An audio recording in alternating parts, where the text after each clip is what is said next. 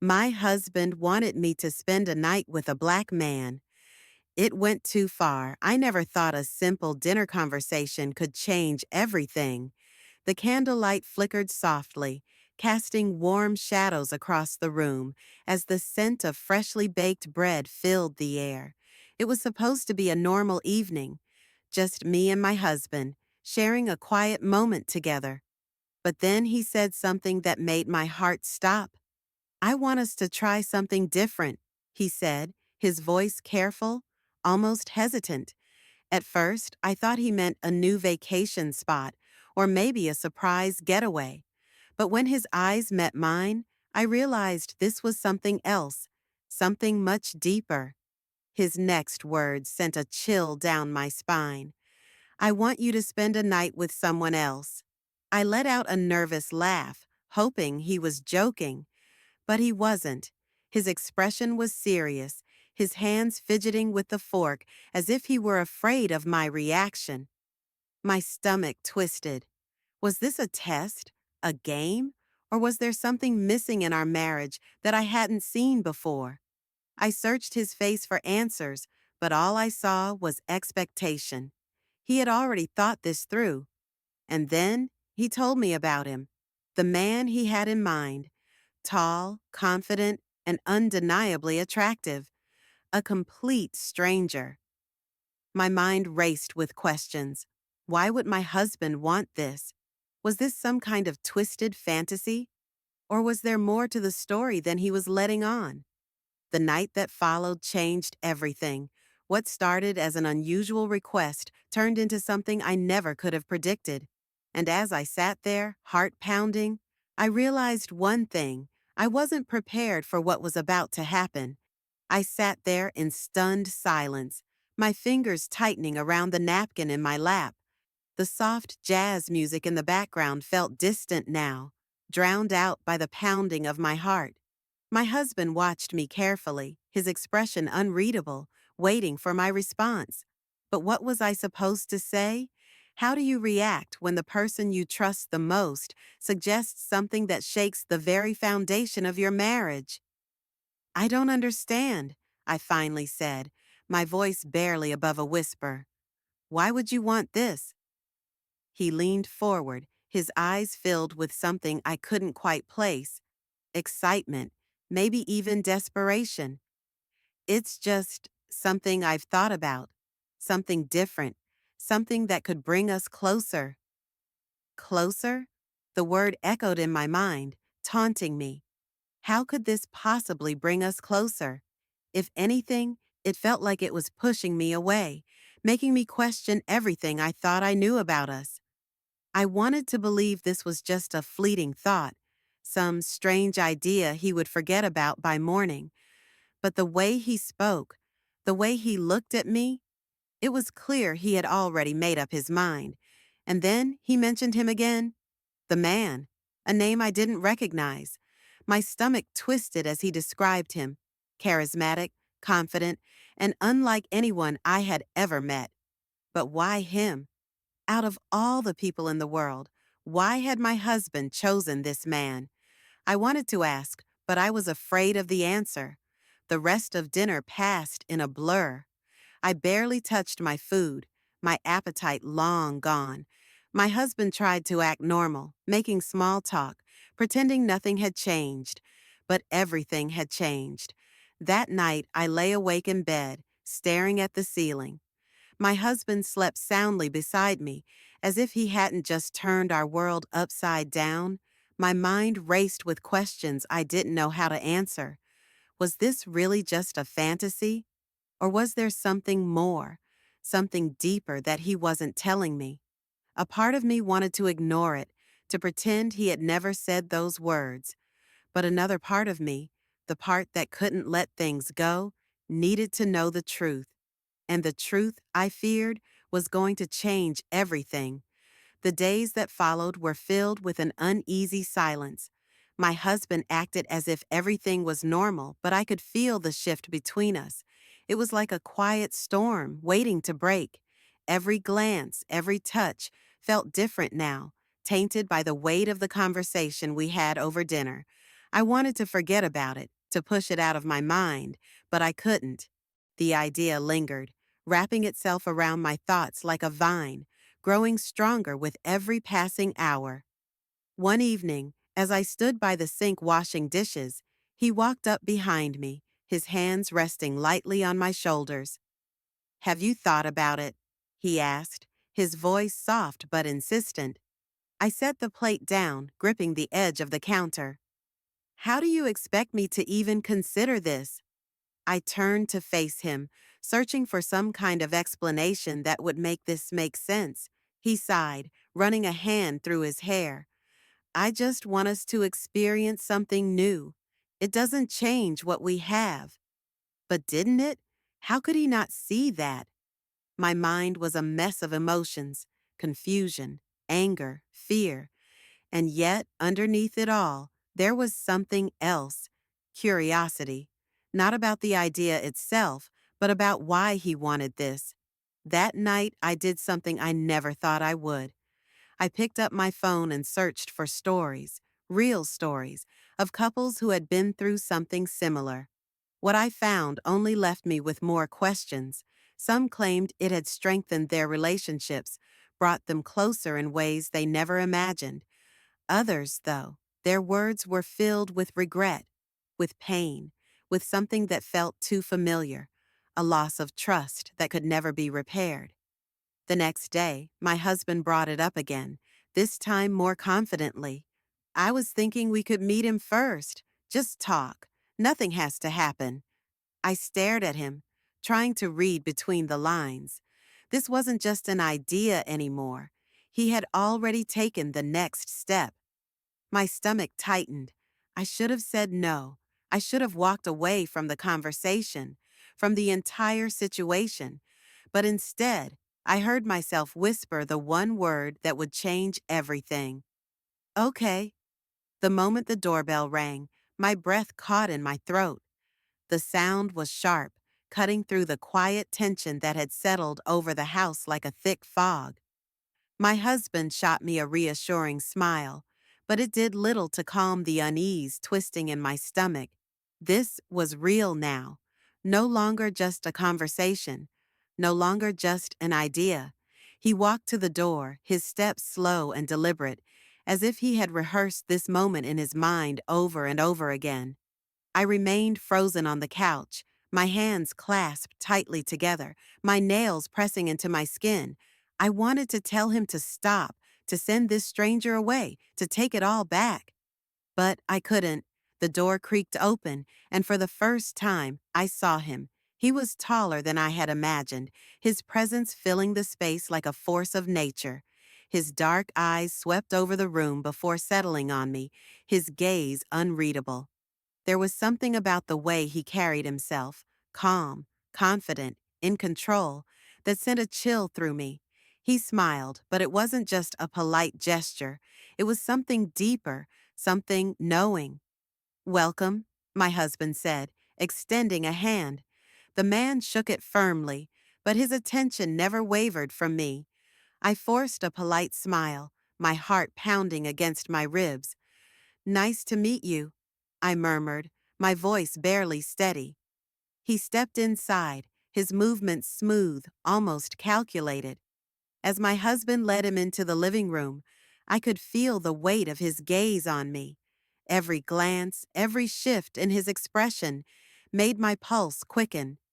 My husband, oblivious to the tension filling the room, poured drinks, chatting easily, but I could barely focus on his words. The conversation started light, small talk about work, travel, things that should have made this moment feel normal. But there was nothing normal about it. Every now and then, the man's gaze would linger on me just a second too long, his words laced with something I couldn't quite place. Then my husband stood, stretching his arms casually. "I'll let you two talk for a bit," he said. I turned to him sharply. "Wait, where are you going?" "Just for a moment," he assured me, offering a small smile. "You'll be fine." And then, before I could stop him, he was gone. The door clicked shut behind him, and suddenly the air in the room felt heavier. I sat frozen, gripping the armrest of the couch as I watched the man settle into the chair across from me. He was calm, too calm, his posture relaxed, his eyes still locked onto mine. The sound of my own heartbeat filled my ears, an uneasy rhythm that I couldn't ignore. A slow smile spread across his face. "You look nervous," he said, his voice deep and smooth, as if he enjoyed my discomfort. I forced a breath, trying to steady myself. I just, I wasn't expecting my husband to leave. He chuckled softly, tilting his head. I think he wanted to give us some time to get comfortable. The words sent a shiver through me. I shifted in my seat, suddenly feeling too exposed under his gaze. There was something unsettling about him, something I couldn't quite put into words. I glanced toward the hallway, half expecting my husband to return, to put an end to this, but the house remained eerily quiet. "Why do you think he wanted this?" the man asked, leaning forward slightly.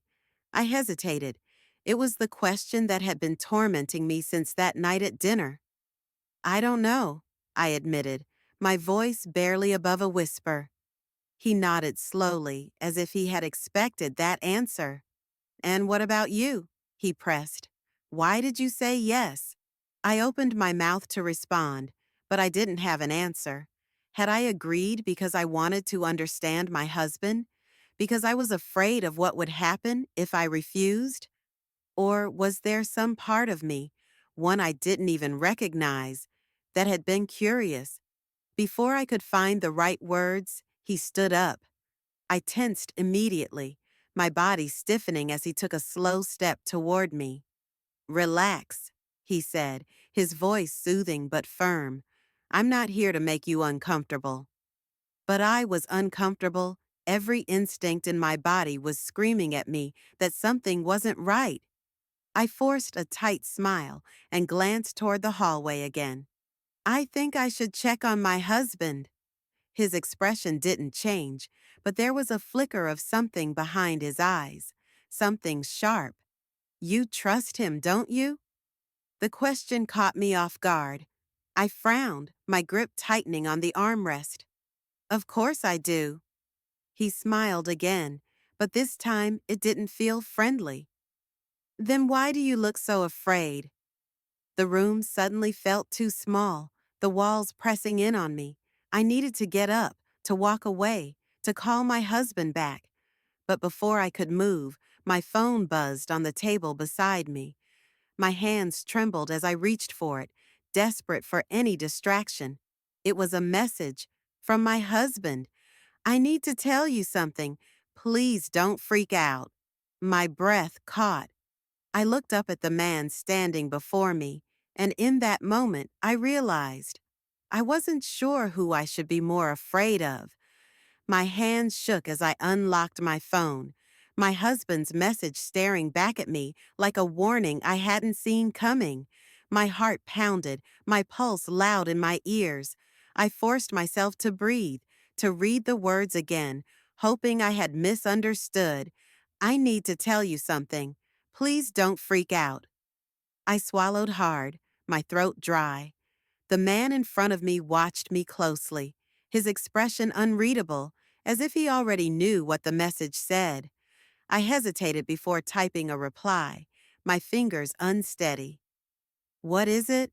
Three dots appeared on the screen, then disappeared. My chest tightened. The silence stretched between us, thick and unbearable. The man took another step forward, and instinctively I leaned back. Then my phone buzzed again. "I lied to you." I froze. My stomach twisted. "About what?" I typed back, my breath shallow. Another pause. The man tilted his head slightly, like he was waiting for me to figure it out. And then, finally, the reply came. "He's not a stranger." The world seemed to tilt beneath me. I looked up at the man, my vision blurring at the edges. My lips parted, but no words came out. He smiled, not in a comforting way, not in a way that reassured me. It was slow, deliberate, like he had just won a game I didn't even know I was playing. I was wondering how long it would take you to figure that out, he murmured. A sharp chill ran down my spine. My hands clenched into fists. What are you talking about? His gaze flickered to my phone. You already know.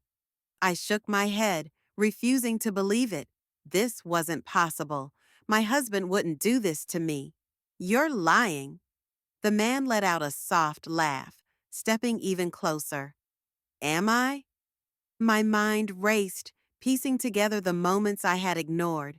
The strange way my husband had avoided eye contact at dinner, the tension in his voice, the way he had left me alone without hesitation. I had assumed this was just a reckless fantasy, something spontaneous. But it wasn't. It had been planned. The final message from my husband appeared on the screen. I'm sorry, I didn't know how else to tell you. And in that moment, I realized this wasn't just about one night. This had never been about me at all. A hollow numbness spread through me as I stared at my phone, my husband's words sinking in like a slow poison. My breath felt shallow, my chest tight. The man in front of me, the man I thought was a stranger, watched me with quiet amusement, as if he enjoyed every second of my unraveling. I wanted to scream, to demand an explanation, but what could I even ask? The truth was already staring me in the face. My husband had planned this. He had set me up. And the worst part? He had kept it from me until now, until it was too late to change anything.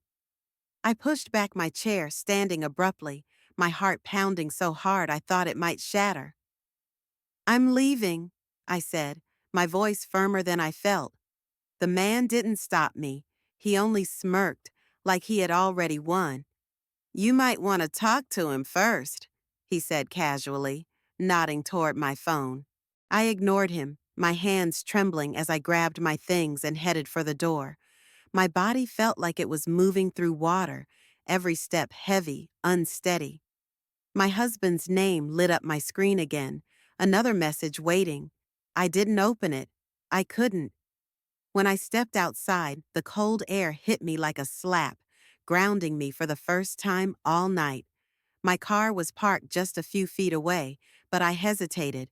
Where would I go? What would I do now? I had trusted him. I had trusted us. And now everything I thought I knew about my marriage was gone. My phone vibrated again. A call this time. I watched his name flash across the screen, my thumb hovering over the decline button. I wanted answers, but I also knew that nothing he could say would fix what had just happened. Some betrayals cut too deep. With a deep breath, I let the call go to voicemail, then turned and walked away. I didn't know where I was going yet, but one thing was certain, I wasn't looking back.